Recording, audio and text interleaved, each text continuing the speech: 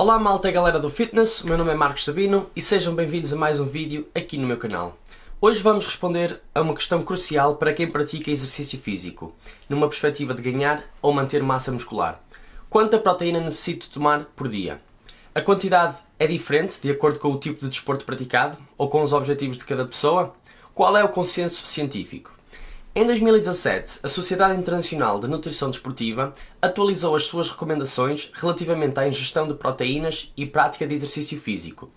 Estas recomendações foram novamente revistas em 2018 e têm por base as dezenas de estudos publicados até à data relativamente a esta questão. E como tal, se nós queremos saber quanta proteína necessitamos tomar por dia, nada melhor do que ler estas recomendações, que são o mais parecido com o consenso científico que se pode ter. Nesta publicação, a instituição lista 10 pontos principais a ter em conta quando o assunto é proteína e exercício físico. Eu vou ler apenas 4 dos pontos que considero mais relevantes para o âmbito deste vídeo, mas eu recomendo a leitura integral deste documento. É a referência 1 aqui na descrição do vídeo. Então o ponto 1 diz o seguinte: o estímulo provocado pelo exercício físico, particularmente exercícios de resistência e a ingestão de proteínas, estimula a síntese proteica muscular e é potenciado com o consumo de proteína antes ou após o treino de resistência. Ponto 2. Para construir ou manter massa muscular, uma ingestão diária total de 1,4 a 2 gramas de proteína por quilo de peso corporal é suficiente para a maioria dos indivíduos que se exercitam. O que isto quer dizer é que tu tens de multiplicar o teu peso por 1,4 e por 2 e tens aí o intervalo de proteína que necessitas de consumir diariamente. A título de exemplo, se tu pesas 60, 70 ou 80 kg, estas seriam as quantidades de proteína que terias de consumir diariamente. Existem alguns trabalhos que por vezes situam o limite superior de proteína nas 2,2 gramas em vez de apenas 2 gramas. Há vários fatores que vão determinar se o teu consumo de proteína se deve situar mais perto do limite inferior ou se deve aproximar-se mais do limite superior. Fatores como a experiência de treino, por exemplo. Hoje sabe-se que indivíduos com experiência de treino conseguem fazer um melhor aproveitamento da proteína em relação a um iniciante. A intensidade e a frequência de treino. Uma pessoa que treine 2 vezes por semana musculação ou faça atividades aeróbicas 2 vezes por semana tem naturalmente necessidades proteicas menores do que alguém que treine 5 vezes por semana ou alguém que faça até treinos bidiários. E finalmente, a propriedade. É verdade. Hoje sabe-se que populações mais idosas fazem um aproveitamento menor da proteína ingerida e, como tal, têm de consumir uma quantidade de proteína mais elevada em comparação com populações mais jovens, de forma a maximizarem a síntese proteica muscular. Vamos continuar a ler o documento. Os pontos 3 e 4 são bastante interessantes.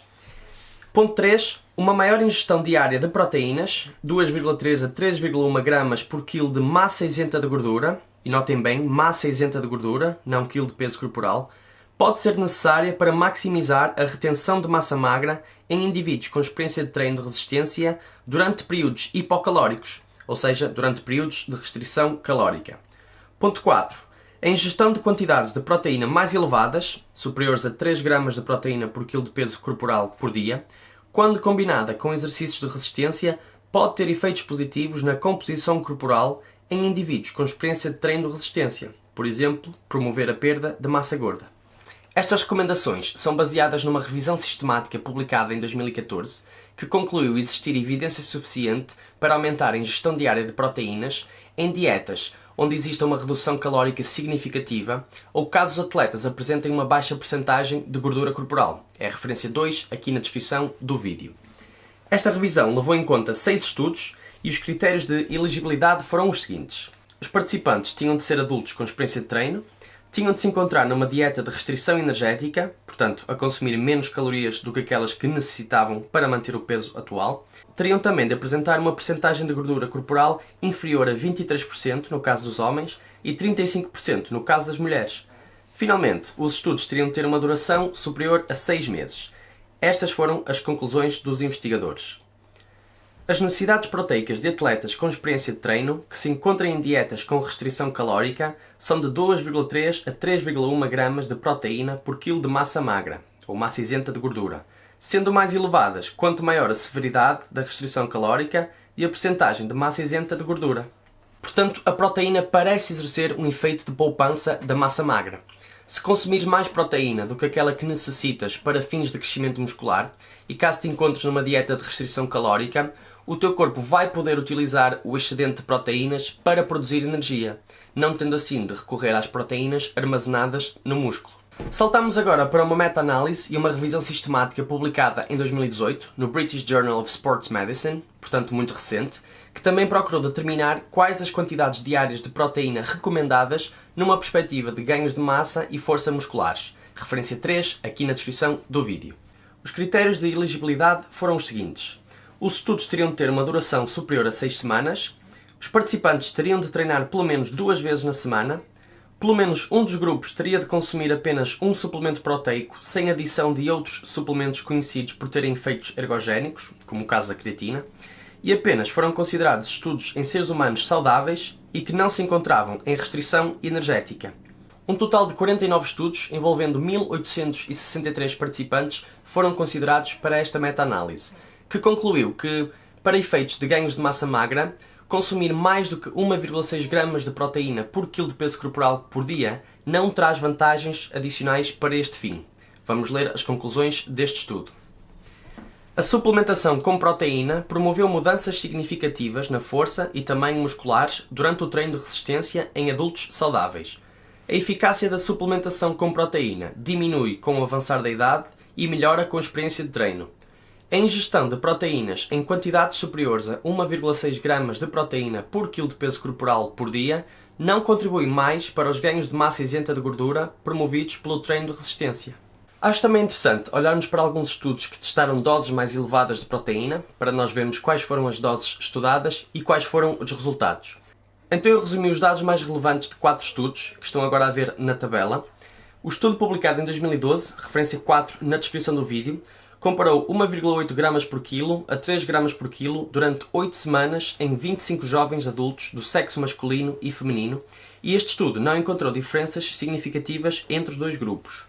O estudo 2014, referência 5 na descrição do vídeo, comparou 1,8 gramas por quilo a 4,4 gramas por quilo durante 8 semanas em 30 adultos do sexo masculino e feminino com vários anos de experiência de treino e também não encontrou diferenças significativas entre os dois grupos.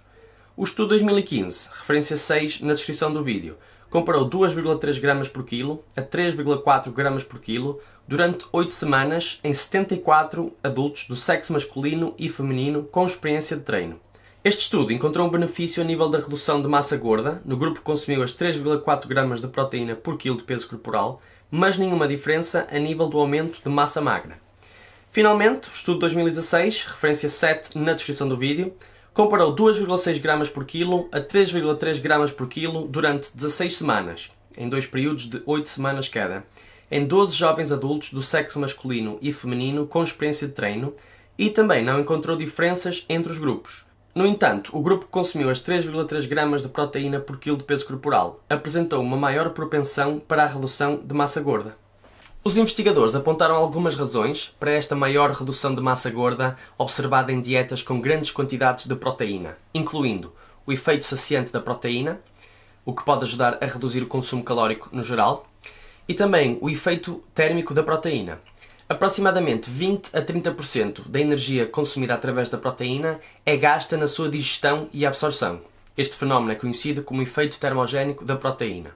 Por contraste, o efeito termogénico da gordura é de apenas cerca de 3% e o dos hidratos de carbono entre 5 a 10%. Para finalizar, vamos rapidamente falar nas necessidades proteicas para atletas de endurance. De acordo com uma revisão publicada em 2019 na Nutrients, referência 8 na descrição do vídeo, não existem benefícios em consumir doses diárias de proteína superiores às recomendadas.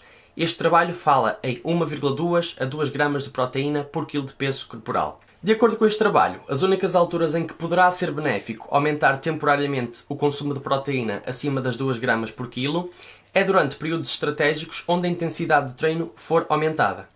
Esta revisão cita ainda outro estudo que demonstrou que consumir 3 gramas de proteína por quilo não promoveu um aumento da performance desportiva em relação a consumir 1,5 gramas por quilo, quando a quantidade de hidratos de carbono entre os grupos foi igual. Referência 9, aqui na descrição do vídeo.